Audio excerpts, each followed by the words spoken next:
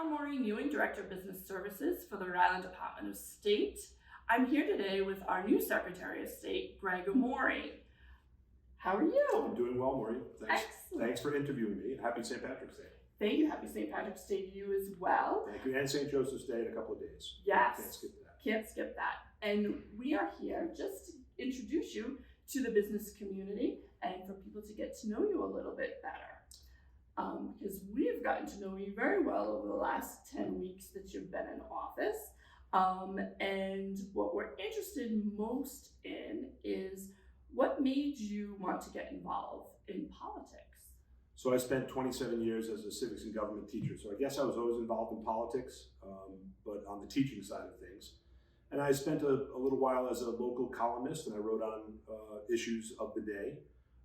And then, a seat opened up in the General Assembly in the House of Representatives. I thought it was a good opportunity. People encouraged me to run because of my background in civics, and I was fortunately successful.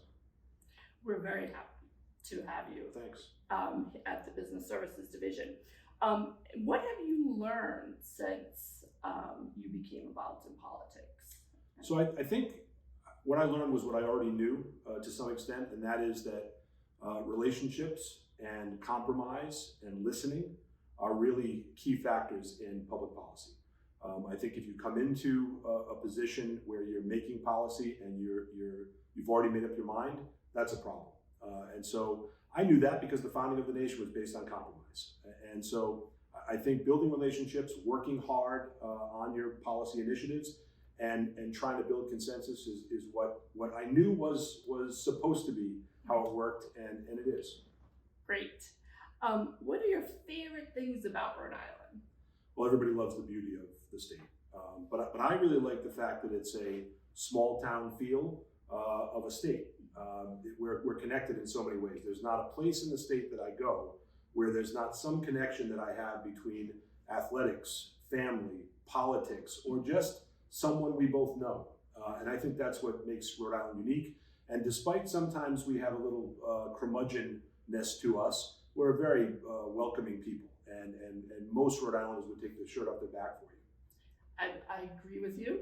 I just think we need to think of ourselves a little more positively. We do. Yeah. I'm the eternal optimist, so I try to promote Rhode Island as not only a great place to live, but a key place in the founding of our nation. Mm-hmm. We have a great history. What are you most looking forward to about your new job as Secretary of State? So I think the community outreach part of the job is what's most intriguing to me, because I think we have a lot of messages to get out there, right? And the business services side of this is our largest is the largest part of the department. But we need to talk about what we do, and that we do it really well, and have been doing it really well for quite some time. And then we want to make sure that Rhode Islanders know that we're here for them in a whole host of ways, not just in business services.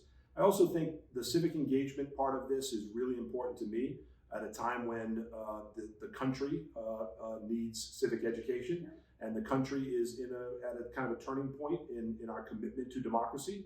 And it gives me an opportunity to talk about that and talk about why it's so important for people to be civically engaged. What would you like people to know about the Rhode Island Business Services Division? Well, the first thing I want them to know is we have an incredibly hardworking and professional staff there, led by you. And it's one of the things that I noticed immediately in the transition was how professional they were, how hardworking they were, how welcoming they were to the public. And people should also know that you can call us, you can visit in person on West River.